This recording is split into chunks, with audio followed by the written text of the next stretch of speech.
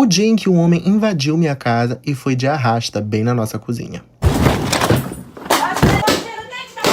Amigo, você tá bem? O que é que tá acontecendo? Gente, esse vídeo é de maio agora de 2025. E tudo aconteceu depois de eu ter chegado de um aniversário. Eu tava em casa junto com as minhas duas tias, era aproximadamente umas 3 da manhã. E todos nós já estávamos nos nossos quartos pra gente ir dormir.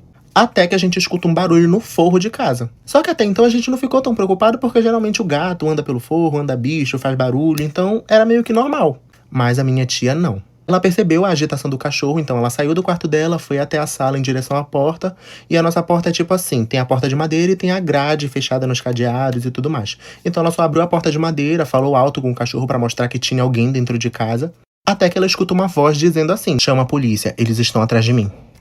A minha tia, super assustada, fecha a porta, tranca na chave, nos trincos e corre pra chamar minha outra tia e avisar que tinha alguém dentro de casa. As duas, hiper nervosas, vieram até a porta do meu quarto, bateram e aí eu me toquei que não era só um gato que tava no forro de casa.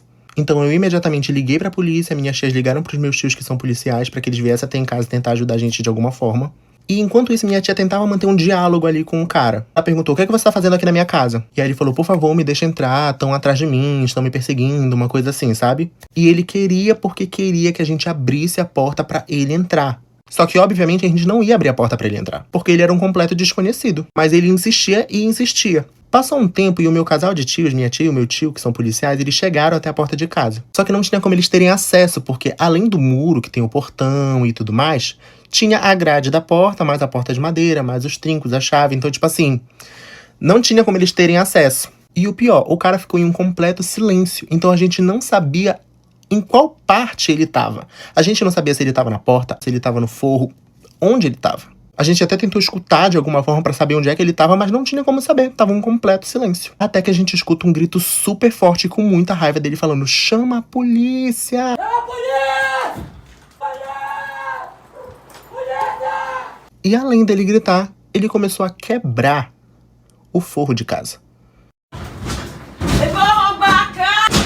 Ele começou a pular no forro de casa pra quebrar, pra entrar dentro de casa. No desespero, eu coloquei minhas tias pra dentro do quarto de uma delas. Nos tranquei pra dentro e fiquei ali. Na minha cabeça, era como se não fosse real. Era como se aquilo não tivesse acontecendo. Tipo assim, não tava caindo a minha ficha de que tinha alguém dentro de casa. Ele quebrou o forro e ele caiu na sala de casa. Abrindo parênteses, lembra que eu comentei que a minha tia foi em direção à porta, né, pra falar com o cachorro e tudo mais. Então, naquele desespero, quando ela ouviu ele falar pra chamar a polícia e ela fechou a porta no desespero, ela acabou empurrando o sofá contra a porta. Então, quando ele caiu do telhado de casa até embaixo, ele caiu em cima do sofá. Dessa que ele caiu na sala de casa, ele correu em direção ao quarto onde a gente tava e tentou arrombar a porta. Ele só não entrou dentro do quarto porque, na rapidez, eu empurrei uma penteadeira imensa contra a porta e fiquei segurando ali durante 30 minutos até a polícia chegar. Essa casa, Neto! Acho que ele já entrou, Neto! Neto, ele já entrou, mano! Esse cara, ele se jogava contra a porta. Ele tava louco pra arrombar a porta.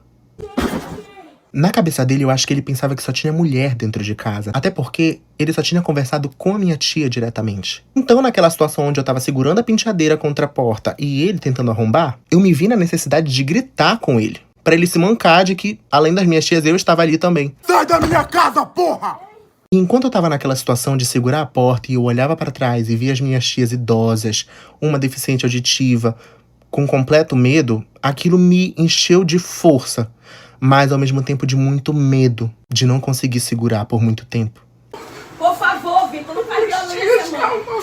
Já que os meus tios não tinham acesso à chave de casa, eu liguei pro meu primo que tinha. Então meu primo imediatamente foi pra casa, ele conseguiu abrir o portão, ele conseguiu abrir a grade, mas ele não conseguia abrir a porta porque estava trancada nos trincos. E com um sofá na frente dela.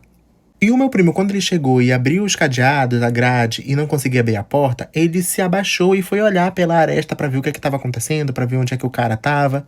E ele conta que o cara tava sentado, de costa pra porta, se empurrando na mão. Ou seja, ele queria fazer maldade com a gente. Enfim, depois de algum tempo a polícia chegou. O cara, vendo que tava ficando sem saída, foi pro quarto do lado do da minha tia. Que era qual? O meu.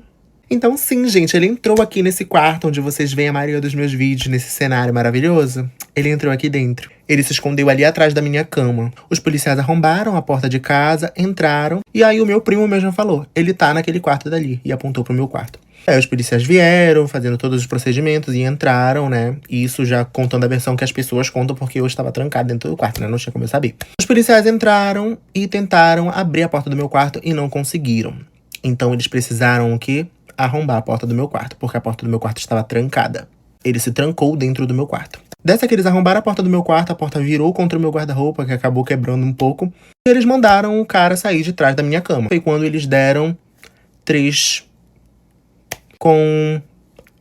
de borracha. Não sei se tá dando pra entender.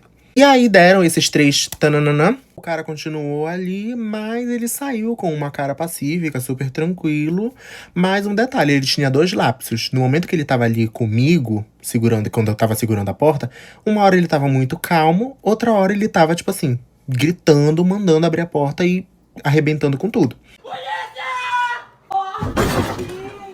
Então, assim, quando ele saiu de trás da minha cama, ele saiu de forma tranquila. Então ele foi saindo tranquilamente do meu quarto. Quando ele chegou na cozinha, deu esse lapso nele de raiva e ele tentou um dos policiais.